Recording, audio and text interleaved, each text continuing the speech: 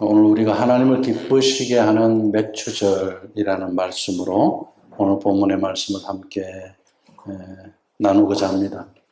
우리 한 해 전반기가 끝나고 이제 후반기가 시작되는 7월 첫 주는 우리가 맥추감사절, 맥추감사주일로 우리가 지키고 있습니다. 특별히 우리 예천교회는 이 맥추절이 아주 특별하죠.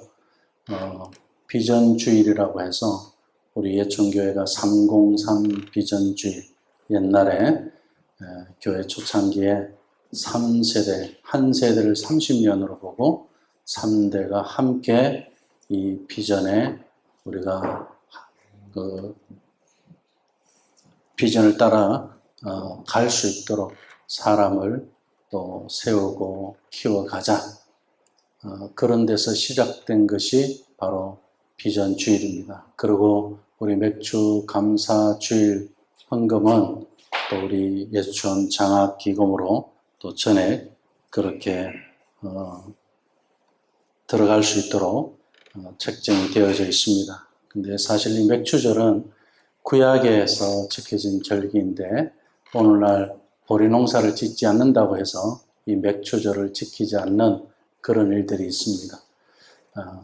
그러면은 뭐 농경사회 때만 하나님께서 지켜라고 그런 건 아닐 겁니다. 물론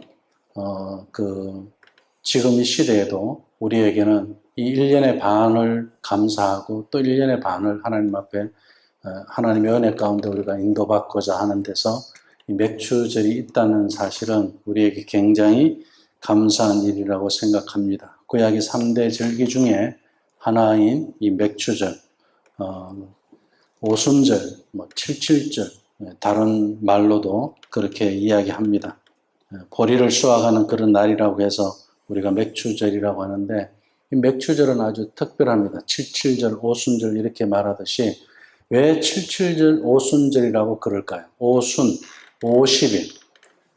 이스라엘 백성들이 애굽에서 나와서 시내산에 모두 다가 모여 있습니다. 근데 이스라엘의 6월절을 지나서 시내산에 모이기까지 며칠이 걸리냐면은 50일이라고 그래요. 그리고 시내산에서 모세가 율법을 받습니다. 하나님의 말씀 10계명을 받죠.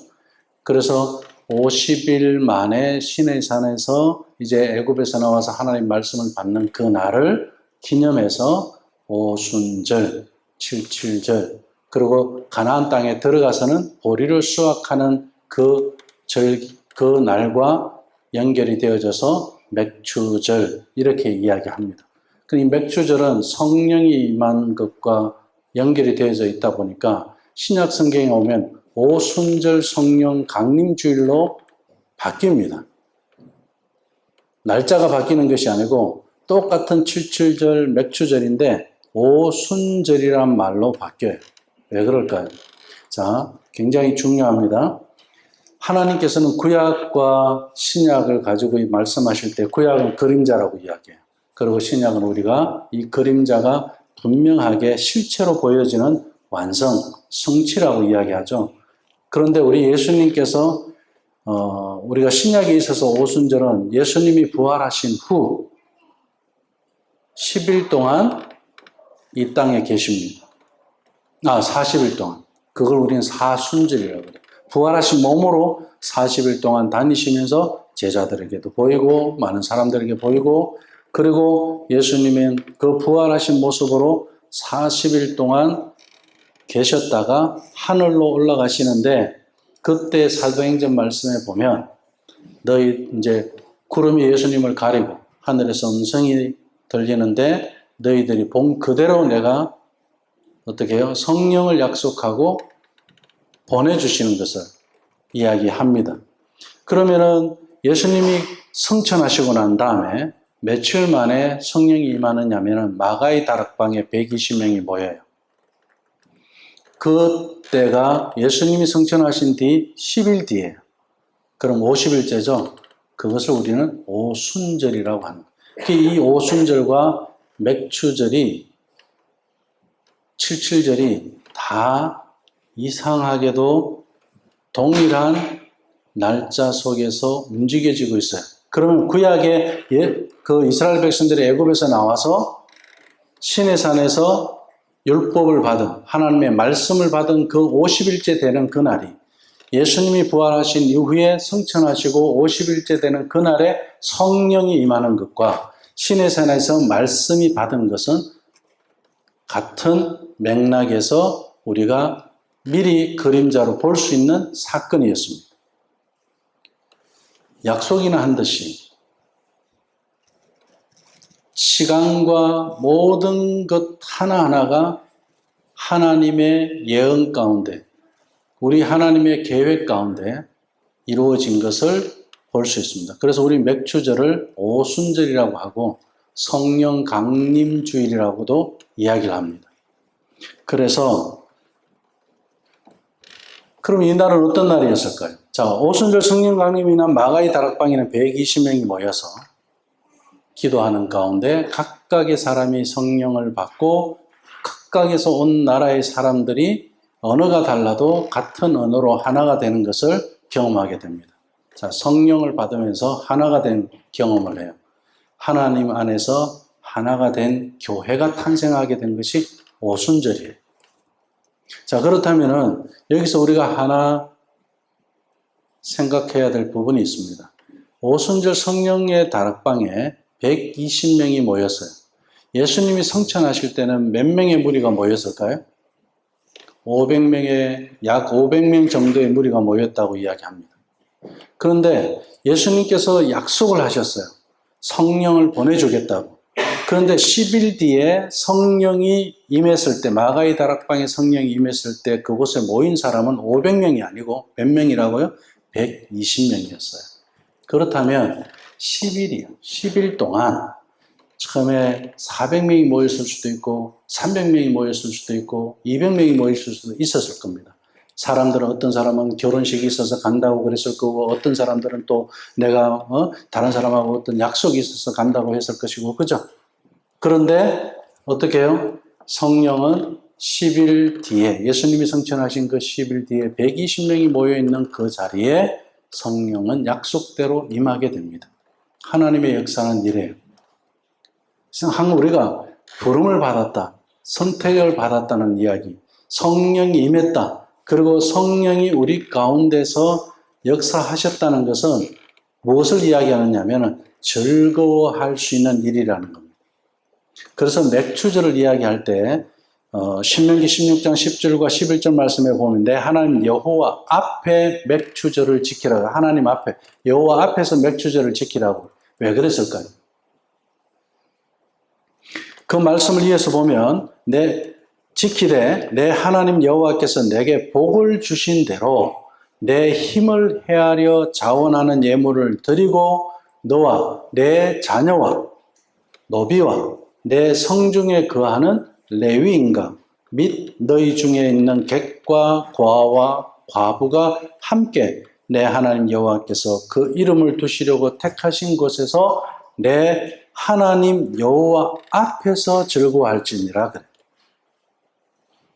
누구도 아이들까지 모든 세대가 내 자녀가 그리고 누구도요 종도 노비도 그리고 손님 객 이방인 고아 과부까지 이 세상에서 소외받은 그 모든 사람들이 함께 즐거워하는 날이 바로 오순절이고 맥추절이라는 거예요.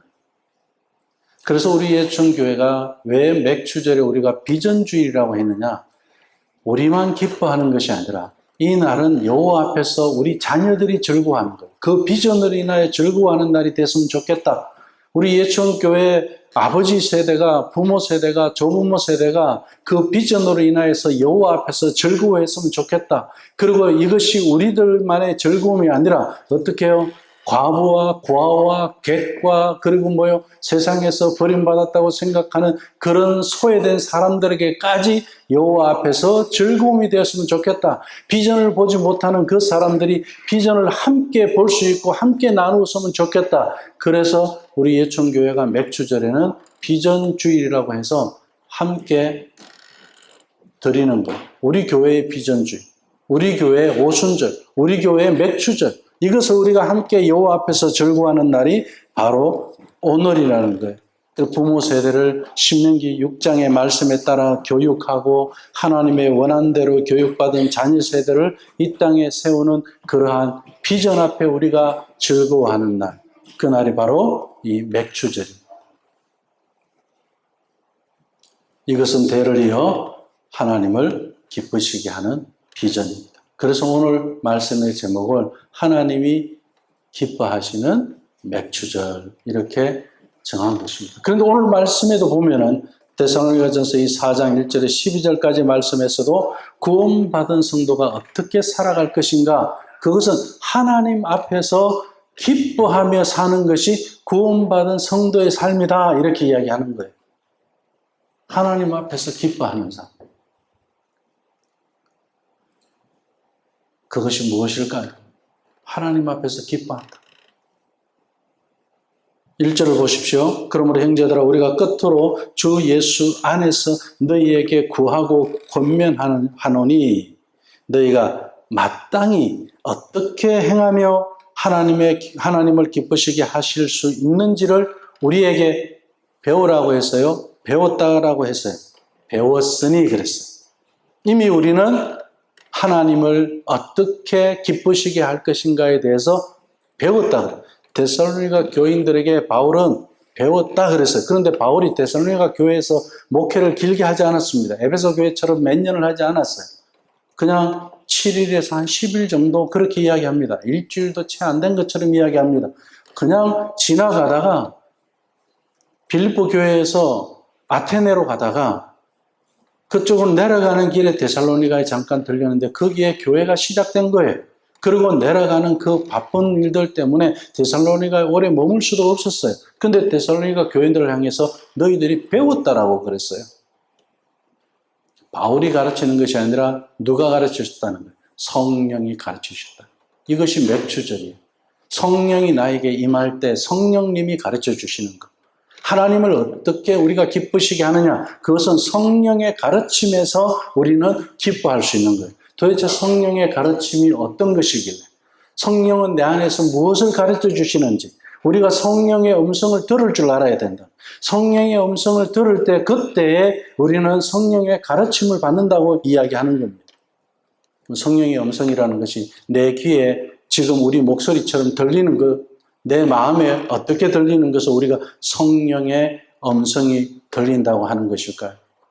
성령의 소리를 들을 줄 아는 것, 성령의 인도를 받을 줄 아는 것, 성령의 가르침을 받는 것. 그 성령님은 우리 안에서, 내 안에서 말씀하시고 나를 가르치시고 나에게 내 마음을 어떻게 해요? 움직이시는 분이라고 했어요. 오늘 예배하고 싶은 마음, 하나님 말씀에 내가 귀 기울이고 싶은 것, 하나님 말씀을 행하고 싶은 마음, 내가 하나님 앞에 기도하고 싶은 것, 기도의 제목이 나에게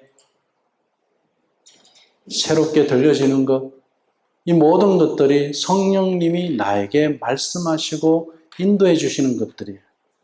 사람의 생각은요, 기쁨이 없어요. 저도 목사이면서 직접 경험하는 거예요. 제가 한국에 나가기 전에 우리 D6의 재정을 걱정하면서 제가 같이 사역하는 우리 목사님한테 그랬습니다. 작년에 우리한테 약속을 한 그 때가 있었거든요.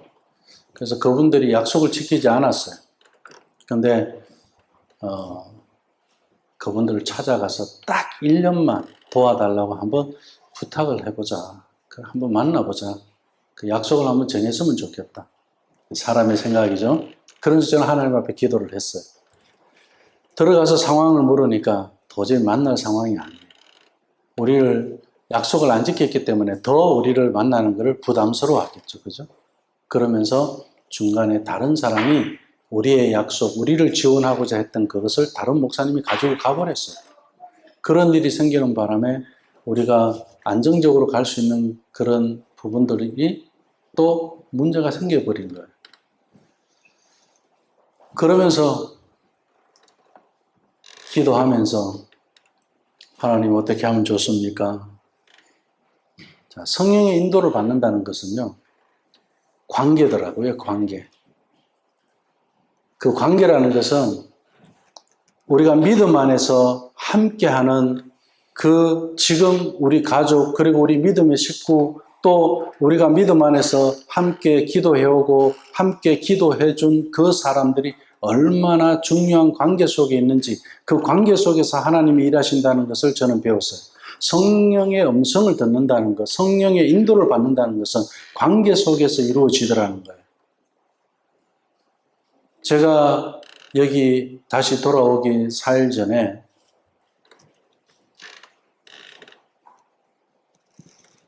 (24년) 전에 만났던 분을 만났어요. 자, 그분을 만났을 때 제가 만약에 좋은 관계가 아니었으면 아마 다시 만나기가 어려웠을 겁니다.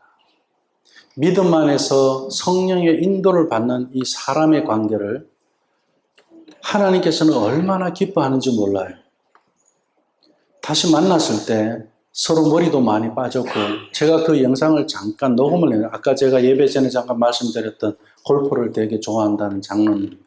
근데 그 골프를 하나님을 경외하는 마음, 하나님을 두려워하는 마음에서 기도할 때마다 성령의 음성이 그래 들리는 거예요. 그래서 그것을 멈추고 그 골프 회원권 5천만 원을 우리 D6에 입금해 주신 거예요.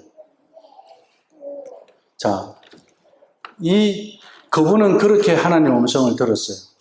저는 성령의 음성을 저는 그렇게 듣지 못했어요. 이분과 대화 속에서 들은 거예요. 그때 제가 고백했던 게 뭐냐, 이때를 위함이라. 우리가 믿음 안에서 성도와의 관계, 사람과의 관계가요, 성령의 인도 가운데서 함께 가는 것은 하나님께서 언젠가는 그 만남과 그 관계를 통해서 일한다는 걸 꼭 기억하셔야 돼요. 우리 아이들도 똑같아요. 이들이 자라면서요, 10년 뒤, 20년 뒤에 이들의 이 관계가 그때를 위함이라. 정말 에스더가 자기 민족을 살리기 위해서 하나님께서 에스더를 그냥 왕비로 출세시키기 위해서 하신 게 아니었어요. 자기 민족을 살리기 위해서 왕비로 세웠던 거예요. 그래서 에스더가 이때를 위함이라고 이야기했습니다. 자기 민족을 살리기 위해서 내가 왕비가 되었다라고 그때야 자기 정체성을 확인하게 됩니다. 저는 24년 전에 그분은 예수님을 몰랐던 분이었어요. 근데 이제는 장로가 되어서 하나님 앞에 헌신된 사람이 되었어요. 그리고 그분을 만났을 때, 목사님 하시는 일이 지금 어떻게 되고 있습니까? 이게 출판되다가 막 중간에 스탑되면 어떻게 되는 겁니까? 그러면서 이것이 스탑되지 않고 출판되어야 하는 그 이유에 대해서 이야기를 좀 해달라는 거예요. 그래서 저는 그냥 이야기해 드렸어요. 거기에 당신은 감동을 받았던 거예요. 자, 당신은 기도하면서 하나님 앞에 이미 그런 사인들이 있었어요. 그리고 저는 성령의 인도 가운데 성령님께서 나에게 무엇을 말씀하실 것인지, 성령님께서 내가 어떤 생각을 가지고 이야기할 것인가에 대해서 다 가르쳐 주셨어요. 저는 그것대로 이야기했어요. 하나님 하신 대로 이야기했어요.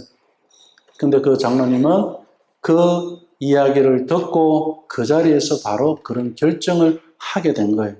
하나님은 이렇게 일하시더라는 거예요. 우리가 하나님의 음성을 어떻게 듣느냐? 관계 속에서. 뭐요? 우리가 예수님 믿으면서요, 믿음의 관계를 쉽게 끊어버리고 단절하고 그런 습관 아주 나쁜 거예요. 하나님은요, 일하실 때 우리의 이 믿음의 좋은 관계들을 통해서 다윗과 요나단을 가지고 쓰시듯이 정말 성령의 음성을 그런 관계 속에서 듣게 하셔요. 근데 성령의 음성은 하나님의 나라를 두고 쓰시는 거지, 하나님의 나라는 보지 못하고 비전은 보지 못하고 그냥 내 감정, 내 이기적인 생각에서 그 관계가 결정된다고 했을 때 미래가 없다는 이야기예요. 그 24년의 시간 속에 공백이 있었지만 이때를 위해서 하나님께서는 그분을 그때 예수님 믿게 했고, 그리고 24년 뒤에 저를 만난 데서 그 일을 도와줄 수 있게 된 겁니다.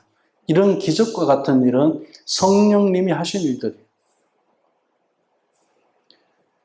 믿음 생활이라는 것은 그렇게 우리가 하나님 앞에 간절히 찾고 구하는 것이 중요합니다. 그런데 내가 인간적인 생각으로 제가 딱 한 번만 우리 그 사람들 만나서 한번 부탁해보자 했던 이 생각은 성령님이 주시는 게 아니었어요. 하나님의 계획과 생각은 별도로 있었다는 거예요. 어떤 거예요? 관계 속에 있었다는 겁니다. 사랑의 관계 속에서, 믿음의 관계 속에서 하나님께서는 무엇을 하셨다? 일을 하셨다. 이것이 하나님을 기쁘시게 하는 거예요. 다른 게 하나님을 기쁘시게 하는 게 아니에요. 성령의 역사가 있을 때 우리는 기뻐할 수밖에 없어요. 나도 기뻐하고 그 장로님도 기뻐하고 우리 모두 다가 기뻐하고 우리 D6 이 사역을 하고 헌신하는 그 분들에게도 박수를 칩니다. 그분들도. 하나님은 이렇게 일하시는 거. 1절을 보십시오. 마땅히 어떻게 행하며 하나님을 기쁘시게 할 수 있는지를 우리에게 배웠으니 우리는 배웠어요. 배운 대로 하면 됩니다. 안 배웠다 모른다라고 하지만 이미 성령님께서 우리 안에 역사하고 계시고 우리가 예수님을 믿는다는 것 자체가 무엇입니까? 히브리 11장에 보면은 믿음이 없이는 하나님을 기쁘시게 할 수 없다고 그랬어요. 우리에게 믿음이 있다는 사실은 이미 하나님을 기쁘시게 할 수 있다는 이야기예요. 그래서 하나님을 늘 기쁘게 하며 살아가는 것이 예배요. 하나님을 기쁘게 하며 살아가는 것이 찬양이요. 기도요. 이것이 성령의 인도를 받는 일들입니다. 그래서 하나님 앞에서 우리가 기뻐할 줄 알아야 된다. 그것을 너희가 배웠으니 곧 너희가 행하는 바라. 또 어떻게 하라고요? 많이 힘쓰라고 그랬어요.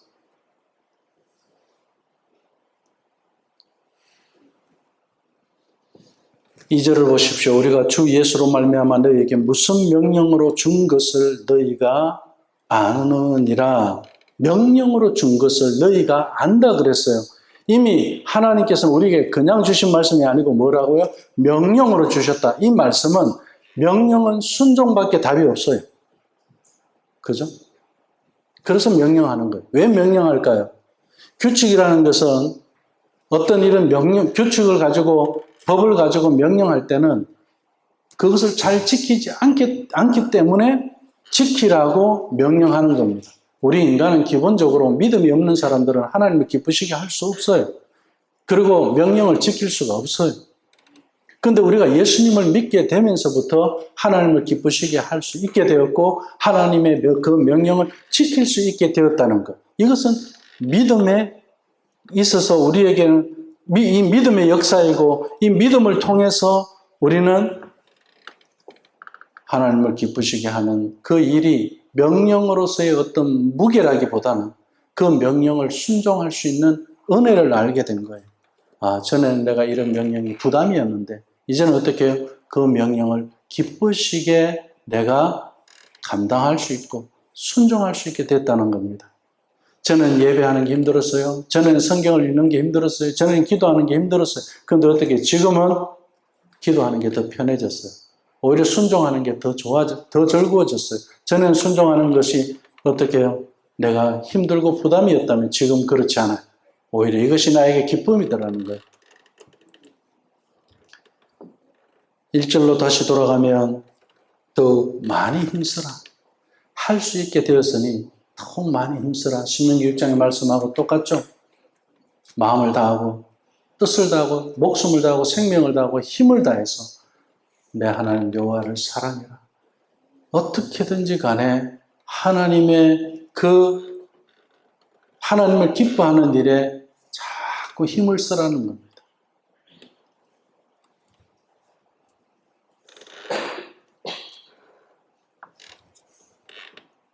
오늘 말씀을 구체적으로 3개로 나눠서 이야기할 수 있습니다.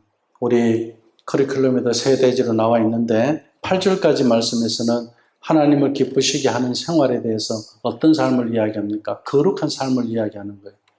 육체적인 정욕에서 떠나는 것. 전에는 내가 성령의 가르침 속에서 인도 속에서 살아가지 못했을 때는 어떻게 해요? 육체적 정욕을 떠나기가 참 힘들었어요. 근데 믿음 안에서 이제는 어떻게 해요? 육체적 정욕을 떠나서 거룩한 삶을 살게 되었다. 근데 이 육체적 정욕이라는 이 단어가 헬라어로는 동성이라는 뜻도 가지고 있습니다. 그러니까 거기서 떠나라. 그것이 하나님을 기쁘시게 하는 거다.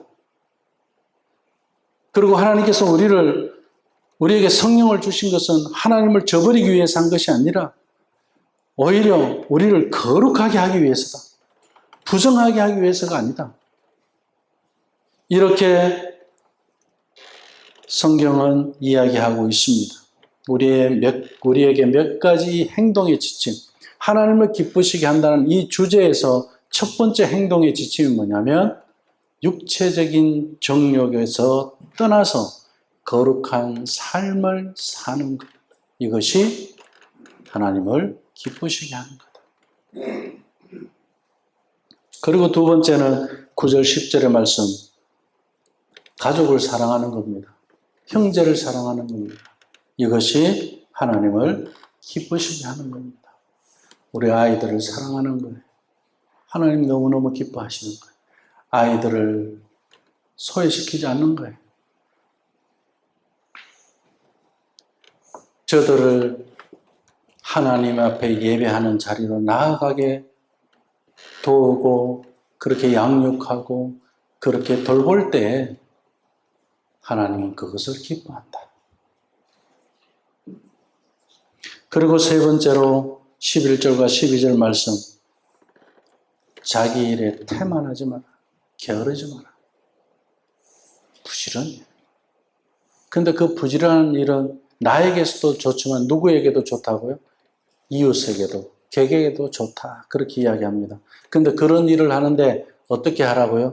조용히 하는 것이 하나님 앞에 기쁘게 하는 거라는 거예요. 조용히 해라. 우리 D6 일을 하면서 참 조용히 하는 이 말씀에 우리는 참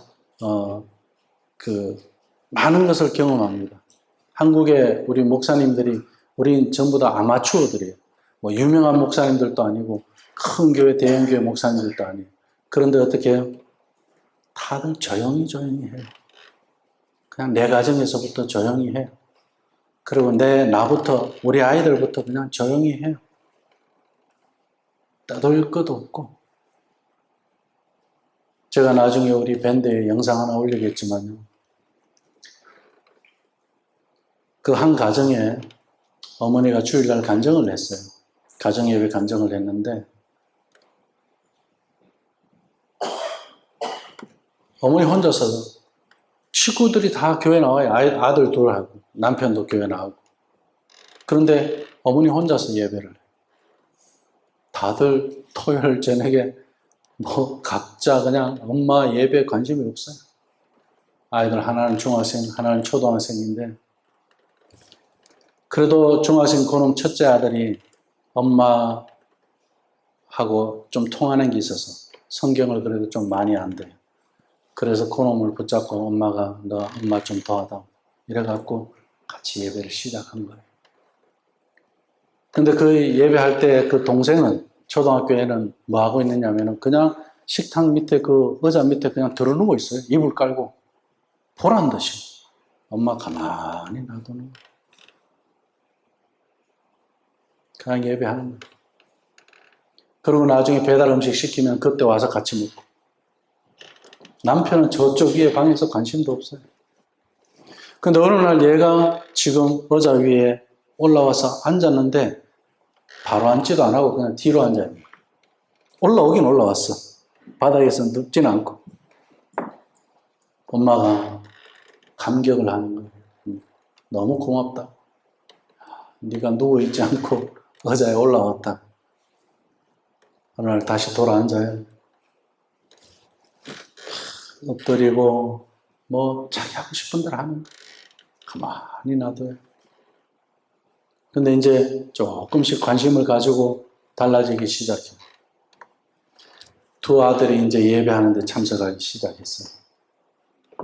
그리고 이제 남편 방에 앉아갖고 게임도 하고 유튜브 하고 완전히 그냥 자기 세상에서 사는 그 남편을 두고 따로 한번 이야기한 거예요. 당신 이제 아이들이 여기 자리에 앉아서 예배까지 하는데 관심을 좀 보여주면 좋겠다. 오긴 왔어요. 근데 바로 앉지도 않아. 그냥 또 뒤로 누가 뭐 부전자전 자전부전 아니랄까봐 돌아서 앉아 있는 거예요. 여기서는 뭐 성경 읽고 그냥 같이 말씀 나누는데 관심도 없어요. 어느 날 남편도 역시 이제는 서로 마주보고 앉기 시작했어요. 얼마 걸렸는지 아세요? 1년 걸렸어요. 1년.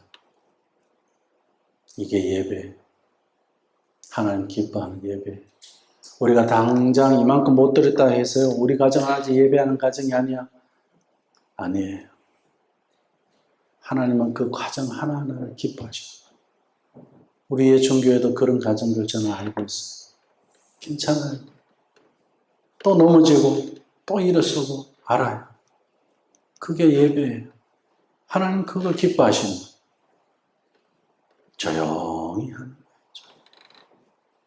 하나님의 일은 조용히 하는 거예요.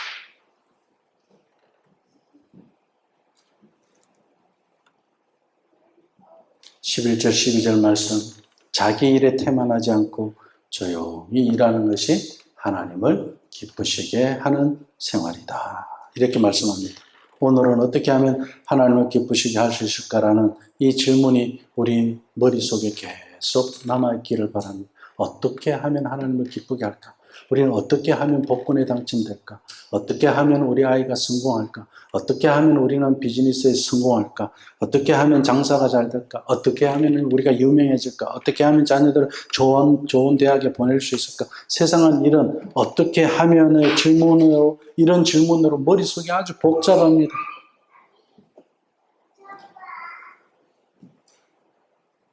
성령의 소리를 듣지 않으면, 저도 성령의 소리를 듣지 않으니까 딱 한번 그 도움을 줄 수 있는 그분 만나서 1년만 도와달라고 부탁 한번 해보자. 그런 생각을 하더라고요. 제 마음에는 이건 아닌데 그럼에도 불구하고 코가 석자니 어떻게 하겠어? 어떻게 하면, 이 질문이 항상 우리에게 있습니다. 그러나 이 질문 속에 우리는 어떻게 해요? 어떻게 하면 하나님을 기쁘시게 할 수 있을까? 요한복음 8장 29절 말씀에 나를 보내신 이가 나와 함께 하시도록, 나를 보내신 이가 나와 함께 하시도록, 우리 예수님이 그렇게 말씀하시는 거예요. 내가 항상 그의 기뻐하시는 일을 행함으로 나를 혼자 두지 아니하셨느니라. 예수님 왜 나를 혼자 두지 않았다고 이렇게 말씀하셨을까요? 하나님께서 나를 혼자 두지 않으셨다. 지금 우리 예수님 혼자예요. 왜요? 제자들이 다 떠나버렸거든요. 그런 상태에서 우리 예수님이 하나님과 함께 하는 것을 통해서 어떻게 해요? 나는 하나님을 기뻐한다고 그랬어요. 외롭다고, 제자들이 다 떠났다고 두려워하거나 걱정하거나 염려하거나 하나님 앞에 한탄하지 않았어요. 이렇게 제자들이 예수님을 떠나갔지만 예수님께서는 하나님께서 기뻐하는 일을 하셨다라고 이야기해요. 동일하게 우리도 그렇게 살기를 하나님은 원하셔요. 다 떠나가 아무도 없는 외로운 나 혼자라는 생각을 할 때, 그때도 하나님은 우리와 함께 하시고 우리가 기뻐할 수 있다는 이야기입니다. 이것이 예수님의 삶의 특징입니다. 바울 사도는 어땠습니까? 갈라디아서 1장 10절 말씀에 보면 이제 내가 사람들에게 좋게 하랴, 하나님에게 좋게 하랴, 사람들에게 기쁨을 구하랴. 내가 지금까지 사람들의 기쁨을 구하였으면 나는 그리스도의 종이 아니라고 이야기합니다. 하나님을 기쁘게 하는 거예요. 내 자식을 기쁘게 하기 위해서, 내 아내를 기쁘게 하기 위해서, 내 남편을 기쁘게 하기 위해서, 이것은 하나님을 기쁘게 하는 데서 주어지는 결과들이지, 하나님을 기쁘게 하지 않고 남편을 기쁘게 하기 위해서 산다면 우상 섬기는 거예요. 하나님을 기쁘게 하지 않고 아내를 기쁘게 한다는 것은 그것 또한 우상이에요. 하나님을 기쁘게 하지 않고 자녀를 기쁘게 한다, 그것 또한 우상입니다. 바울은 사람들을 기쁘게 하는 것보다 하나님을 기쁘게 하는 것을 최우선으로 두었다고 합니다. 예수님과 동일한 삶으로 일치하는 것을 우리가 보게 됩니다. 구약의 에녹은 어떻게 살았을까요? 히브리서 11장 5절 말씀에 보면 믿음으로 에녹은 죽음을 보지 않고 옮겨졌으니 하나님이 그를 옮기심으로 다시 보이지 아니하였느니라. 이 땅에 무덤이 없는 사람이 에녹입니다. 그죠? 그는 옮겨지기 전에 하나님을 기쁘시게 하는 자라 하는 증거를 받았느니라 이렇게 말씀합니다. 그가 죽기 전에 아직 어떻게 살다가 하나님 앞에 갔다고요? 하나님을 기쁘시게 하다가. 하나님을 기쁘시게 하다. 에녹은 믿음으로 하나님을 기쁘시게 하는 자라 하는 증거를 받았다고 합니다. 우리 빌립보서 2장 13절 말씀, 우리 예천교회가 영구표로 정한 우리 예천교회 시작 때 주신 말씀으로 저희들이 받고 있죠. 너희 안에서 행하시는 일은 누구라고요? 하나님이시니 자기의 기쁘신 뜻을 위하여 너희로 무엇을 두셨다고요? 우리 안에 소원을 두셨다고 했어요. 이 소원은 믿음이에요. 우리 안에 믿음을 두셨다고 이야기했습니다. 무엇 때문에요? 하나님을 기쁘시게 하기 위해서 우리 안에 소원을 두셨다고 했습니다. 그 소원이 뭡니까? 우리 예천교회는 세대 간의 신앙을 이어가고 부모가 자녀를 제자 삼는 이 비전이에요. 이 소원이에요. 그것을 우리에게 하나님께서 두고 행하게 하신다고 했습니다. 하나님께서 기뻐하시는 일을 우리의 소원이 되게 하십시오. 예수촌의 이 맥주절은, 이 비전주일은 하나님의 소원입니다. 내 안에, 우리 가정 안에, 우리 교회 안에 주신 이 하나님의 소원을, 하나님을 기쁘시게 하는 우리 예수촌 식구들이 다 되었으면 좋겠습니다. 그렇게 축복합니다. 그렇게 축원합니다. 기도하겠습니다. 하나님 아버지 감사합니다.